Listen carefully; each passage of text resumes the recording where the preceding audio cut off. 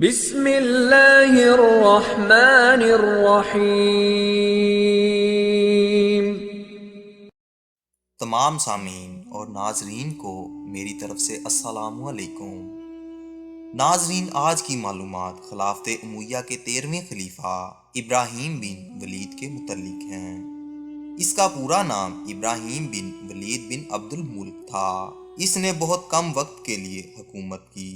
یزید ثالث کی 744 عیسوی میں وفات کے بعد ابراہیم بن ولید تخت نشین ہوا۔ یزید ثالث نے حکومت کے مفاد کے لیے کوئی کام نہیں کیا تھا۔ وہ کمزور اور برائے نام خلیفہ تھا۔ بالکل اسی طرح ابراہیم بن ولید نے بھی حکومت کے لیے کوئی کام سر انجام نہ دیا، اور وہ بھی بے حد کمزور اور برائے نام خلیفہ تھا۔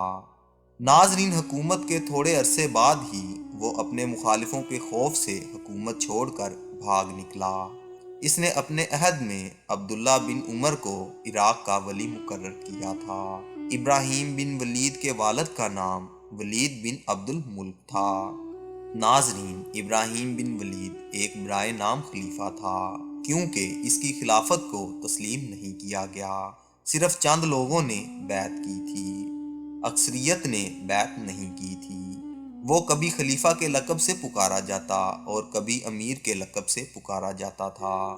ایک جمعے میں لوگوں نے اسے خلیفہ کہہ کر سلام کیا، اور دوسرے جمعے کو محض امیر کے لقب سے پکارا گیا۔ آئندہ جمعے کو نہ خلیفہ کہا اور نہ امیر کہا۔ ابراہیم بن ولید اسی تذبذب کے عالم میں 4 ماہ کے عرصہ تک خلافت پر فائز رہا۔ ایک روایت کے مطابق وہ کل 70 روز تک خلیفہ رہا۔ ناظرین، اس کے بھائی کے زمانے میں مروان بن محمد نے علم بغاوت بلند کیا تھا، لیکن اس کے بھائی نے اسے آذربائیجان اور آرمینیا کی حکومت دے کر اس کی بغاوت کو مصلحت میں تبدیل کر دیا تھا۔ لیکن یزید کے مرنے کے بعد مروان بن محمد ابراہیم بن ولید کی سیاسی کمزوری سے ایک بار پھر فائدہ اٹھا گیا۔ ناظرین، اب اسی کے ساتھ اجازت چاہوں گا کہ آپ کو ہماری آج کی معلوماتی ویڈیو پسند آئی ہوگی۔